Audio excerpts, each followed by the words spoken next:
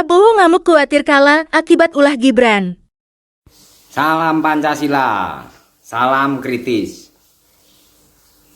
Ngemeng-ngemeng udah pada makan belum? Makan dulu supaya nggak emosian. Perut kenyang, pikiran tenang. Menurut saya, Prabowo dan timnya sekarang dalam kondisi bingung. Ya, kalau boleh dikatakan stres menghadapi ulah, tingkah, dan perbuatan Gibran sebagai cawapresnya.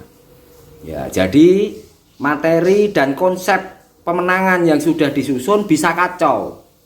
Ya, kenapa? Karena kita semua harus memaklumi, ya, Gibran ini adalah anak sulung atau putra mahkota penguasa sekarang, Presiden Jokowi.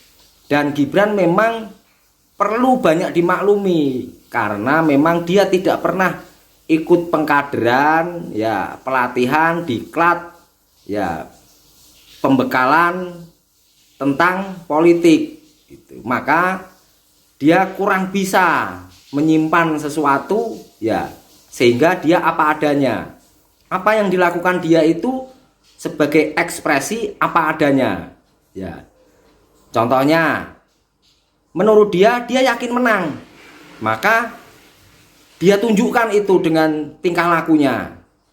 Ya, provokasi, melanggar aturan dan lain-lain, terus gampangin, nyepelein. Wajar sih sebagai anak kecil, ya memang begitu. Ya, itu kan resiko dari meminang atau berpasangan dengan orang yang tidak berpengalaman secara politik gitu, ya. Apa saja yang dilakukan Gibran ini sehingga tim Prabowo makin pusing? Yang terlihat mudah itu adalah dia itu melanggar aturan dari KPU saat debat cawapres. Waktu debat capres dia provokasi dan itu sudah diperingatkan atau ditegur. Setelah dia menjalani debatnya sendiri sebagai cawapres, dia makin menjadi-jadi gitu. Ya, ini yang tidak bisa diterima oleh etika dan tata krama budaya Indonesia. Terlalu sombong, terlalu euforia. Ya, ini malah menimbulkan kecurigaan. Ya, jangan-jangan ini ada sesuatu gitu, rekayasa untuk pemenangan misalnya begitu. Makanya selalu saya bilang, kalau Prabowo Gibran menang satu putaran, pasti tuduhan seluruh masyarakat Indonesia ini akan terjadi atau telah terjadi kecurangan atau tidak jujur dan adil. Ya, itu relevan sekali tuduhan itu. Ya, kenapa? Karena itu ditunjukkan oleh Gibran. Ya, dia terlalu percaya diri menang karena dalam rapat pasti sudah disusun strateginya bakal menang. Ya, kalau Gibran nggak gitu mungkin nggak terlalu curiga. Yang berikutnya adalah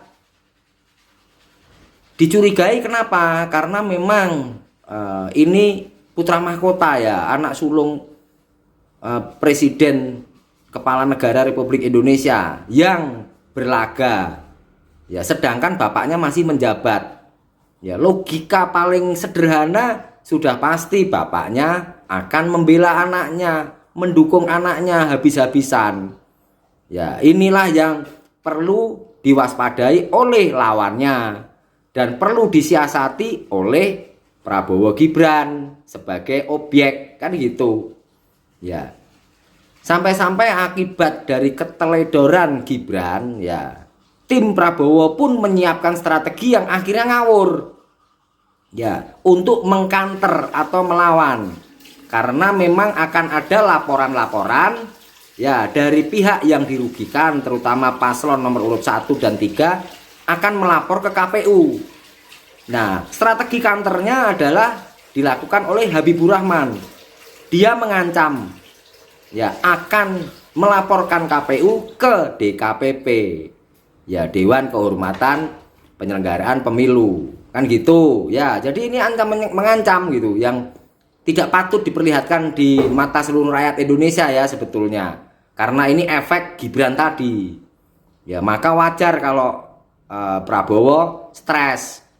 Ya, bisa jadi juga Gibran dimarahi sama Prabowo, ditegur mungkin. Ya, Dek, kamu jangan begitu. Ya, karena begini. Pasti begitu gitu ya. Karena kita semua menyaksikan ya bahwa telah terjadi ya kalau kata Jokowi kan drakor. Ya, Jokowi menuduh orang-orang bikin drakor, dia sendiri ya sutradara drakor. Ini terlihat sekali dari ekspresi Gibran ya. Wajar dia anak kecil, anak presiden, ya katakanlah kalau benar dia anak kampung kan ya euforia ya, kaget ya dapat martabat dan jabatan serta kehormatan seperti itu. Gitu ya. Makanya bisa jadi nanti ini justru berbalik. Ya, suara Prabowo tergerus ya, dan Prabowo akan kecewa seumur hidup. Mungkin dia akan marah kalau berani sama Gibran, bahwa Gibran penyebab kekalahan dari Prabowo. Ya, bisa-bisa nanti jangan kaget para pendukungnya kalau Prabowo tumbang di putaran pertama, sehingga nanti pendukungnya hanya nonton final antara Anies dengan Ganjar, begitu. Ya, paham? Udah makan kan? Nggak marah kan? Jangan emosian. Merdeka!